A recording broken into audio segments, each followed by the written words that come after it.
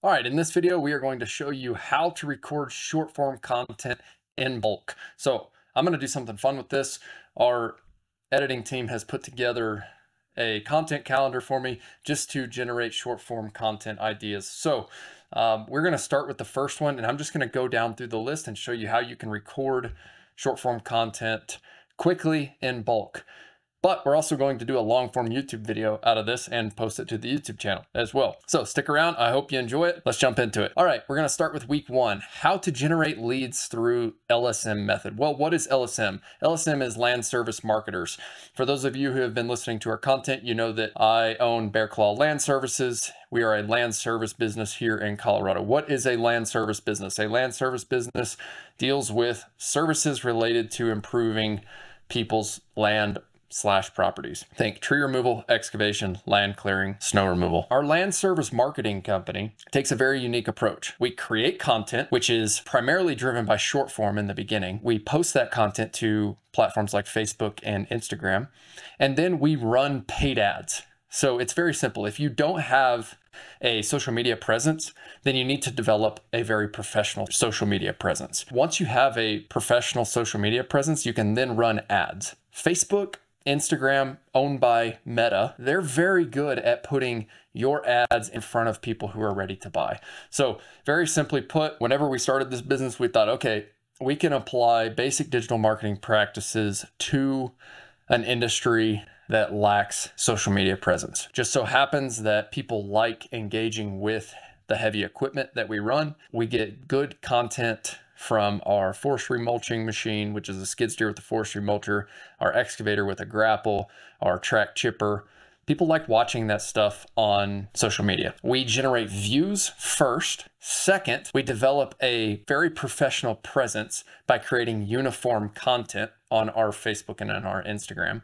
And then third, we drive traffic to your website or to a landing page with an opt-in form via paid ads. And that's all done with Facebook and Instagram. We've built our business based off of this principles, and we can do the same for other people who are in the land services industries, land clearing, tree removal, excavation, snow removal. Explain lead generation. So lead generation is very simple. If you're really good at sales, that's great. But if you don't know how to get in front of the people who are ready to buy, you've got a problem. So how do you generate leads? Well, you can do it through a couple different ways. You can do SEO, which is search engine optimization, meaning if somebody searches on Google for your specific service, if you are SEO optimized, your business is going to show up first on either Google search or on Google Map Pack. The second way to generate leads is via organic social media posting. So if you stay consistent with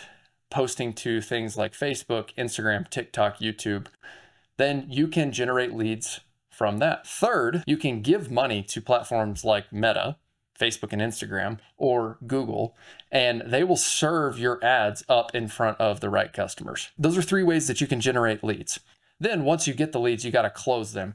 We'll save that conversation for a later date. What happens when a business owner struggles to get new clients? So if you struggle to get new clients, you're not going to have a business. If you can't consistently get new projects in construction, it's very widely known that you run yourself out of business, right? If you're a very efficient company, you are going to complete projects and then you're going to be out of work. In fact, I was just having lunch with a CEO of a $92 million construction company yesterday. He said, we as construction company owners run ourselves out of work. If we as the owners don't go get leads or don't go get new projects for our teams, then we're going to be out of business. So it's a very quick way to go out of business if you don't understand how to get new business. Talk about making bold moves as an entrepreneur. Look, if you're an entrepreneur, you're going to have to take risk. If you don't like risk, I highly recommend keeping a corporate job or just working for another company. And there's absolutely nothing wrong with that. You can make a great living being a really great team member or a really great employee at a company who is doing well. There's nothing wrong with that. But if you like risk and if risk motivates you, if you like putting your nose on the line, then entrepreneurship could be a good route for you. But at a certain point, you will be faced with decisions. And the people who I see as the most successful entrepreneurs are the people who can make decisions the fastest and then believe in themselves and go 100% all in on that decision. If you're indecisive and if you can't make a decision, entrepreneurship might not be for you. Speaking about making money versus providing value, first, as an entrepreneur, your goal has to be solving a problem. The best businesses are built off solving a problem. Think about this. What business is never going to go out of business? I can tell you this. Plumbers will always be in demand. Electrical line maintenance will always be in demand. Think about it. If your water line is leaking and you don't know how to fix it, you're calling a plumber and you're figuring out how to fix that problem as soon as possible. Pest control businesses. If you have pests in your home, you are likely going to call somebody to come exterminate those pests. So as an entrepreneur or as a business owner, if you start with a problem, and if you start with a problem that is in high demand, then you are more likely to create a business that will have success. Then after that, the money will come. If you first focus on creating solutions for the problems. You see, most people talk about the problems. If you pay attention to this, most people will start a sentence with, well, the problem is, the problem is, the problem is. Well, you see, the problem is I can't do it because of X, Y, and Z. The problem is this, the problem is that. I love it when people say that because as an entrepreneur, my head immediately goes to what is the solution? If you can provide solutions, you will always be paid very well. If you consistently provide problems, then you're going to stay at the low level or at the mid-tier level inside a company. Don't be a problem giver, be a solution giver. Pay attention to where people are consistently talking about problems. This is how we built our business. We understood that there was a problem here in the mountains of Colorado because we have dead wood littered across the forest floor. It creates a huge fire hazard. People were consistently talking about the problems. Nobody was doing anything about it, so we decided to start a business to solve that problem. All right, let's go to week 2. Talk about creating content every week as a business to build your brand. Look, Alex Hormozy says, if you can create content and run ads, you will be successful in this day and age. And I'm a firm believer in that. We've seen success already through doing both. We create content consistently with short form content inside our service-based business. So if you're a service business, I highly recommend going to the field, taking your phone, recording content, either in portrait or in landscape, and then submitting that to someone who is managing your social media. Bonus points if that person can edit the videos and make it look cool and then put music behind it and then publish it for you. As a business owner, the last thing you need to be doing is editing your photos, editing your videos, posting to social media. All that is a time suck. Since starting this business in 2 years, I haven't logged on and posted one single social media post. But if you go to our social media profiles, we have a consistent, professionally built page on Facebook, on Instagram. I believe we're even on TikTok. I don't know. I don't personally check it as a business owner. Why? Because it's not a great use of my time. Do we need to be on social media? Yes, of course. Is it a good use of your time as a business owner? No, it's not. You need to learn to delegate that. And that's why we've formed Land Service Marketers. We have a team on the back end who can help busy owners and operators with their social media and with their paid ad strategy. See, I've been working with Josh and his team for the last 2 years, and together we have developed a content strategy that works for this industry. But look, once again, Josh will tell you as well, like the last thing I need to be doing as an owner of a service-based business is worrying about posting. That's Josh's responsibility. My responsibility is to get him the content. My responsibility is to go sell more jobs. My responsibility is to call the leads when they come in. My responsibility is to build the team around that to fulfill the work. Josh's responsibility is to get the leads, right? In working together, we have developed a process that simply works for land clearing, for tree removal, for excavation, and for snow removal. If you go to the Bear Claw Land Services Facebook or Instagram page, you can see the type of quality content that we produce. Now that we have developed a content strategy for short form, we are moving into long form. We are creating a weekly vlog for YouTube with our current field operations team. Talk about how business is a system. Systemization is key. Look, everything you do as a business owner, you're either going to continue doing it yourself, or you're going to figure out a way to document that and put it into a system or an SOP, standard operating procedure, and then hire someone else to fulfill that role within your system. So a business, if you look at it, the most successful businesses are built with systems in place. When you're starting out, unless you buy a franchise, there's going to be no system in place. If you are starting out and if you want to be told exactly what to do, then a franchise might be a good option for you. If you are starting out and you're like me, where you like creating the system, you see, I enjoy the process and the challenge of creating the system. I like creating things out of nothing. And so therefore, I would never pay for a franchise because that's boring to me. I might as well be working a corporate job, which was absolutely boring to me. I'm booming with energy right now. Why? Because I'm working on things that gives me energy. Creating the system is fun. If you like creating things from nothing, then entrepreneurship could be a good route for you. But I highly encourage you to build a system. Document your system. Use things like Notion, like Google Docs, like Google Sheets, Google Drive. Document your processes. What we've been doing recently is documenting anything that we do on a recurring basis with a Loom video. Go to Loom. It's loom.com. You can record yourself. You can record your screen. And then you can send that to your team members. For example, whenever we were going through how to do grading estimating, I recorded myself once going through the whole process so that I can give that video to someone else to watch. They can then ask me questions. Then they can go back and reference the video. Anytime they have questions in the future, they can go back and reference that video. This will save you time as a business owner. Your job as an entrepreneur is to create the system, document the system, hire someone to fulfill the role for that system, and then go and work on building the next process or next piece of the puzzle for the system. That's the definition of being an entrepreneur. What is the biggest responsibility for a business owner? Well, I kind of just talked about it. Your job, very simply put, is to, 1, figure out what needs to be done in the business next.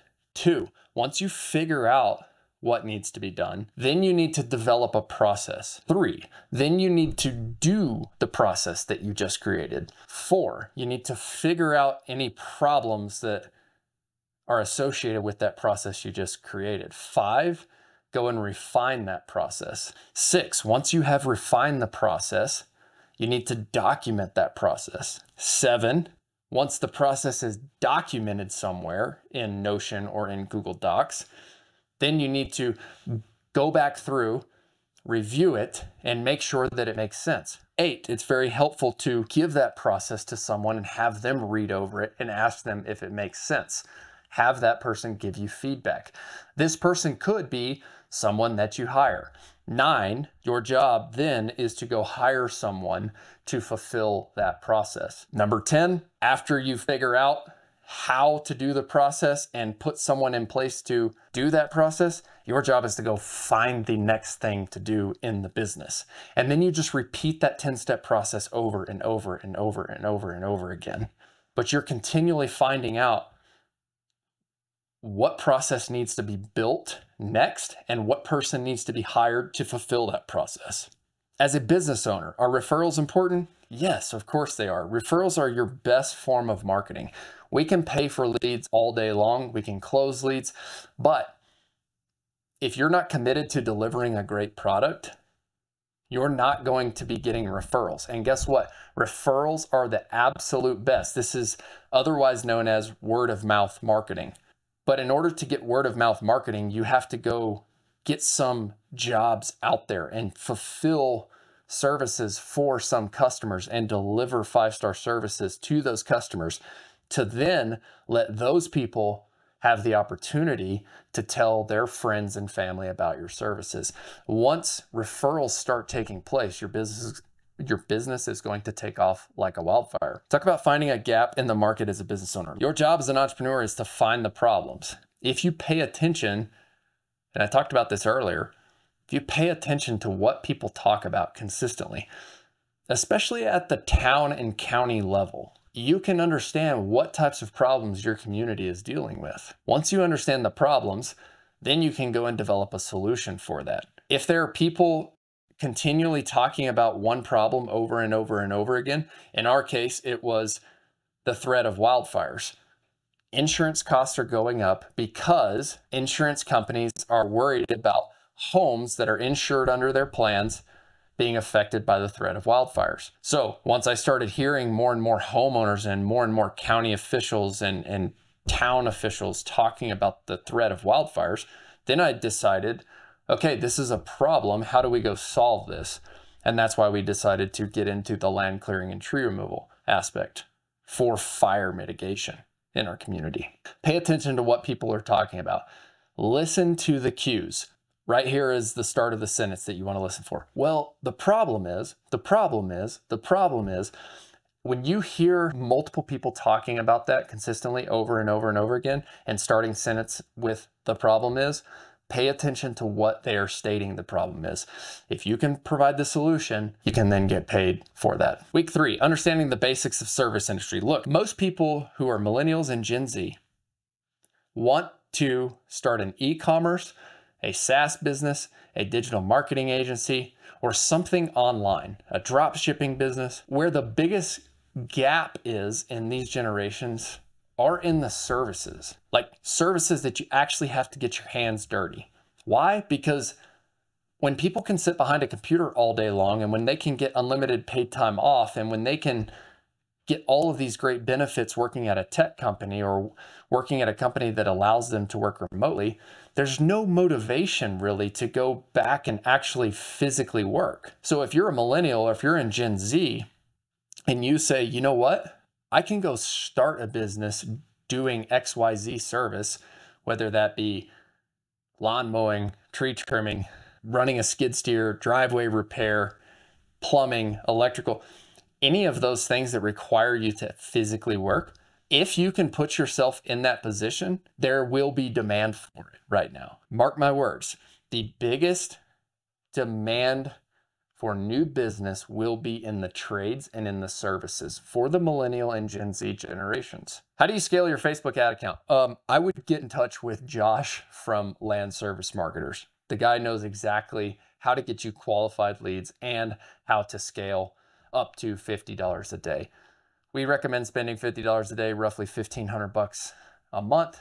That's how much we spend in our business, and it works. Making content is a priority. If you can make content or if you can run ads in this day and age, like Alex Hormozy says, you can be successful. Coming back to the point I was making earlier, creating content, running paid ads, you're gonna get leads. Then the next step you need to focus on is how to develop a sales process. And my perspective is that if you can call your leads within the first 60 seconds of getting that lead, your close rate goes drastically up. We implemented this into our service-based business and it works like a charm.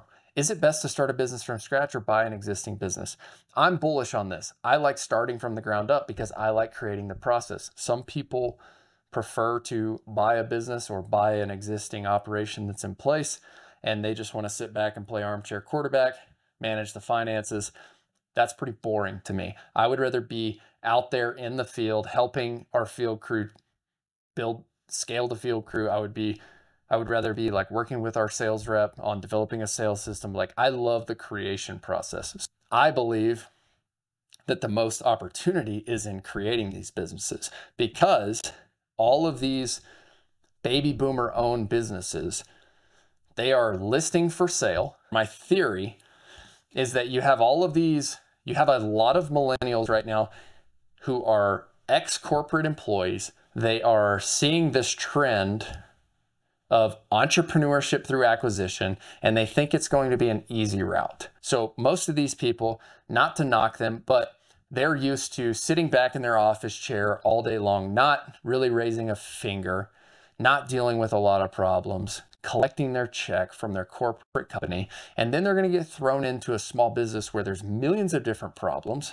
that they have to deal with on a day-to-day basis. And some people are going to be very successful at this. But then also, some of these people are just going to give up. They're going to take out a ton of debt, and then they're going to take the business bankrupt. And so what is that going to do? When a millennial who is not very well equipped to go and buy and operate a small business takes over a small business and they run that business into the ground, that's going to create more market share opportunities for someone like you who is willing to start a business from the ground up and just be scrappy and build the business based on profitability. Your competitors have a 50-50 chance once that baby boomer business owner is ready to retire. That business is either going to shut down or that business owner is going to sell to a millennial who has a 50-50 chance of being well equipped or just running the business in the ground. How do you balance multiple projects? Do you finish one project to start the next? I personally don't. I love having like 3 projects going on at once. I get bored very, very easy. I'm highly ADD and I need the consistent jumping back and forth to keep my brain engaged. That's how I operate. That's how I've always operated. This is why we are working on a digital marketing agency. It's why we're creating content online, and it's why I have a service-based business. But that's my brain. I don't recommend that for everybody. I see a lot of people who have had the most success as the ones who can harness their focus and put it into one thing. Finish one project before starting the next? No, I don't, but that may not work for you. Self-employed versus entrepreneur. So if you have not read the book, Rich Dad, Poor Dad, I highly recommend that book. That was the first business book I ever read after college. I learned more from that book than I learned all throughout my 4 years of college. And what I took away from it was, if I start a business, which I knew I wanted to do, I can either choose to be self-employed, which is essentially me having a job where I pay self-employment tax, which is 15.3 or 15.4%, or I can choose to be an entrepreneur / business owner and figure out how to build a business. So my goal was to figure out how to build an actual business and provide jobs for other people and figure out how to scale and create wealth for myself and our family over the long term.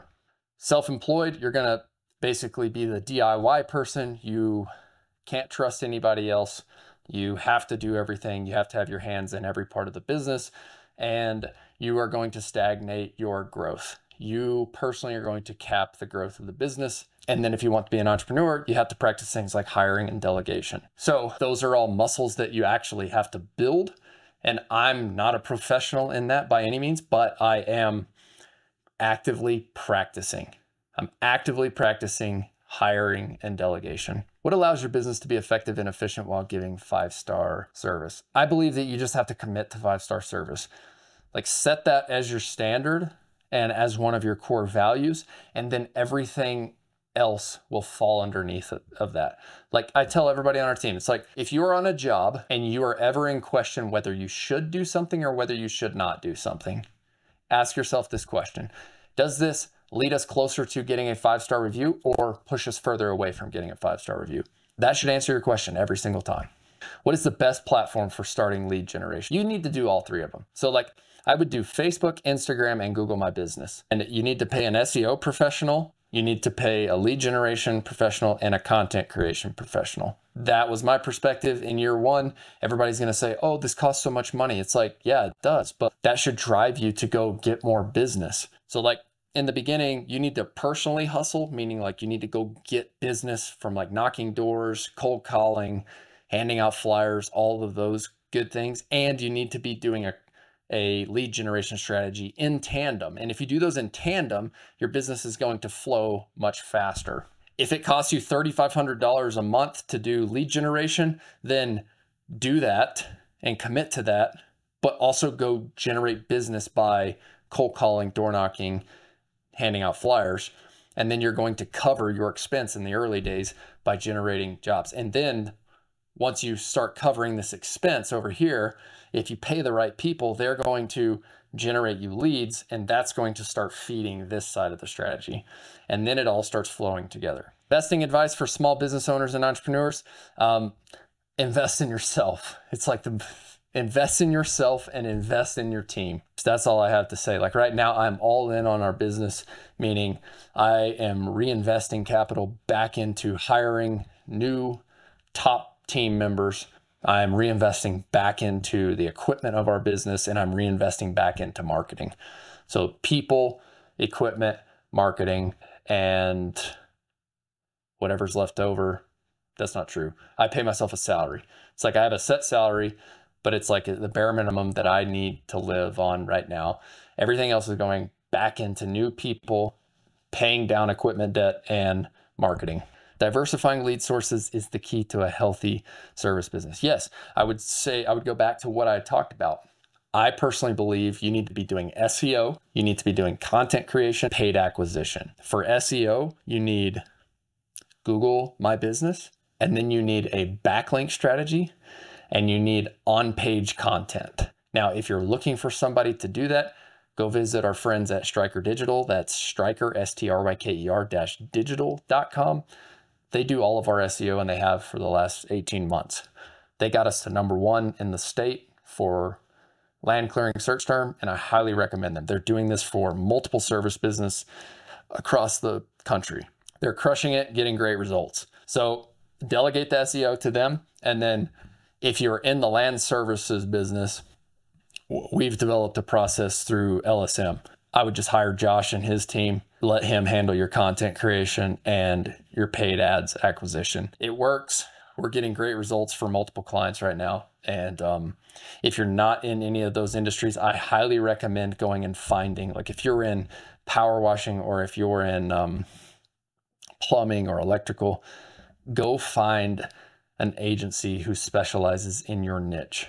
If you're in landscaping, go find the agency who specializes in that, and then hire and delegate to them, and then watch the leads come in on autopilot. Anyways, I'm going to wrap this video up. This is how we record our short form content. Now our team is going to take all of these voiceovers, then they're going to go put these on equipment clips that we've captured in the field, and they're going to post short form content. And we'll also make a long form video out of this. So I hope that you enjoy the long form, seeing kind of behind the scenes what it's like to record this. Anyways, thanks for watching this video. Don't forget, work hard, do your best, never settle for less. If you haven't checked out the podcast, go check out the Owner Ops. That's OWNROPS.com. That will take you directly to Spotify, Apple links. And then if you're watching this on YouTube, you've probably already seen our podcast episodes that are published on YouTube. I love small business. I love building teams. I love the challenge of creating the processes of recruit to create a team that delivers 5-star.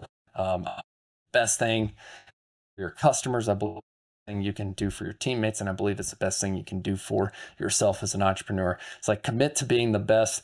Don't ever settle for less, and just keep plugging away. Like, some days you just don't want to do it. Some days you don't want to show up. I've been there. Our season started 2 days ago, and I woke up this morning and I wanted to be in the woods, but like, keep plugging away. I just continue challenging myself, like, just keep doing the thing and good things will come. And I'll challenge you guys to do the same. Whatever you're working on, whatever business you're trying to launch, just keep showing up and doing the thing and trying new things, figuring out what you think is best for the business, and try those things and move forward, take action, work hard, do your best, never settle for less. We'll see you guys in the next video. Thanks again.